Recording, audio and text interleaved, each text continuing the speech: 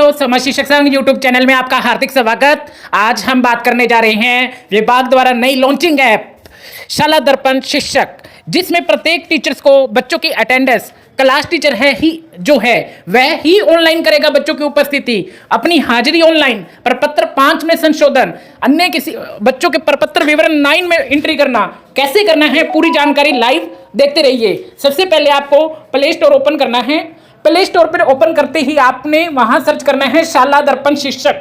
जैसे शाला दर्पण शिक्षक आप ऐप ऑन करेंगे तो आपके सामने ये वाली ऐप है। ये आपको स्कूल एजुकेशन डिपार्टमेंट राजस्थान की ऐप है, इसे इंस्टॉल करना है। इसका लिंक मैं आपको डिस्क्रिप्शन बॉक्स में दे दूंगा। जैसे ही आप इस ऐप को ओपन करेंगे आपके सामने ये पेज ओपन होगा। जैसे ही आप ओपन करेंगे आपको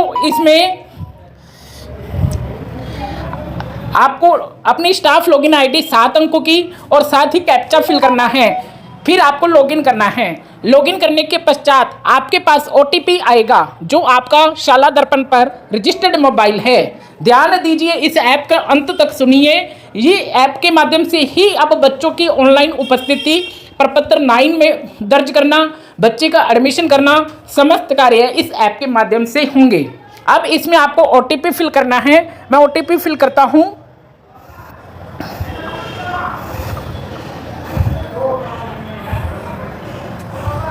हैं शाला दर्पण शिक्षक ऐप पर अपने लॉगिन कर लिया है। लॉगिन का प्रोसेस आपको बताया है। उसके पश्चात आप देखेंगे इसके बारे में, ऐप के बारे में पूरी जानकारी पाएंगे। आपकी प्रोफाइल दिखेगी।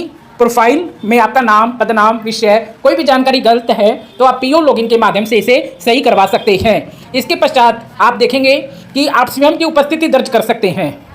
क्या आप अपने विद्यालय परिधि में उपस्थित होकर दर्ज करवा रहे हैं? इसमें क्या है क्या कि आपका जो विद्यालय की लोकेशन है उसी के अंदर ऑन करके ही इसे आपकी उपस्थिति दर्ज की जाएगी। आप यदि आपके विद्यालय परिक्षेत्र से बाहर हैं, यदि आप 1 किलोमीटर के दायरे में हैं, 2 किलोमीटर के दायरे में हैं, तो आप अपनी उपस्थिति ऑनलाइन दर्ज नहीं कर पाएंगे। ये बिग अपडेट है कि जैसे बायोमेट्रिक अटेंडेंस होती है एज ए, उसी प्रकार ये शाला दर्पण शिक्षक ऐप में लाया गया है। इसके पश्चात अपने देखेंगे विद्यार्थियों की उपस्थिति दर्ज करें। जैसे कि मेरे पास क्लास 3 और क्लास 4 के छात्र हैं। आज की उपस्थिति दर्ज करनी है। आपको लिखा हुआ है विद्यार्थियों की दी गई सूची में सभी को उपस्थित माना गया है। यदि कोई विद्यार्थी अनुपस्थित है तो आप उसे अनुपस्थित, जैसे इस पर क्लिक करते हैं तो ऊपर आता है क्लास 3 विद्यार्थी 17 दिनांक, पहला बच्चा आता है आयन। तो आपको क्या करना है, यदि इस आगे बड़े करेंगे तो ये बच्चा आप देखेंगे कि ये प्रेजेंट है। आप शाला दर्पण पोर्टल पर उपस्थिति दर्ज करें तो आप दर्ज कर सकते हैं। यदि आप किसी को एब्सेंट करना चाहते हैं तो राइट के क्लिक पर आपको क्लिक करना है तो वो बच्चा उस दिन एब्सेंट हो जाएगा और आगे बढ़ना है। जैसे मैं आगे बढ़ता हूं, अनुपस्थित विद्यार्थी का आपके एक बच्चा आ गया। 17 में से 16 विद्यार्थी हैं। इस प्रकार आपको बच्चों की अटेंडेंस ऑनलाइन करनी है। इसके पश्चात विद्यार्थियों की उपस्थिति देखें। मान लो मैं क्लास 4 की उपस्थिति देखना चाहता हूं। आप किस दिन की देखना चाहते हैं? जिस दिन आप, ये ऐप है जो शिक्षक दिवस के दिन लॉन्च किया गया है, उसके बाद की उपस्थिति आप इसमें देख सकते हैं। जैसे मैं आज की देखना चाहता हूं क्लास 4 की, तो इसमें जितने छात्र उपस्थित हैं और जितने अनुपस्थित हैं उन सभी छात्रों की संख्या यहाँ दिखाएगा। ये बिग अपडेट है इसमें कि आप बैक डेट की उपस्थिति जो शाला दर्पण की है इसमें देख सकते हैं। थोड़ा सा नेटवर्क प्रॉब्लम के कारण टाइम लग रहा है। जैसा कि आप देख सकते हैं, मैंने आज की उपस्थिति देखी तो मुझे ये दिखा रहा है कि आज की उपस्थिति आपने दर्ज नहीं की है, क्योंकि मेरे द्वारा भी शाला दर्पण पोर्टल पर ऑनलाइन नहीं की गई है। जैसे मैं ऑनलाइन कर देता हूँ तो आज की उपस्थिति यहाँ दिखाएगा। ये आपका बैक का ऑप्शन है, यहाँ से आप बैक कर सकते हैं। मैं बैक आ रहा हूं। उसके पश्चात आप विद्यार्थियों की उपस्थिति हिस्ट्री देख सकते हैं। 3 के विद्यार्थी, आप कुल विद्यार्थी कितने हैं देख पा रहे हैं। कुल विद्यार्थी 0। आप सिलेक्ट कर सकते हैं 5 दिन का, 7 दिन का रिकॉर्ड। जैसे मैंने अटेंडेंस नहीं की है तो आपको इसलिए 0 दिखा रहा है। आपके यदि विद्यार्थियों की उपस्थिति एवरेज 50% से कम है तो भी बताएगा, अधिक है तो भी बताएगा। फिर अपने इस कॉलम से यहाँ से बैक के ऑप्शन से बैक आएंगे।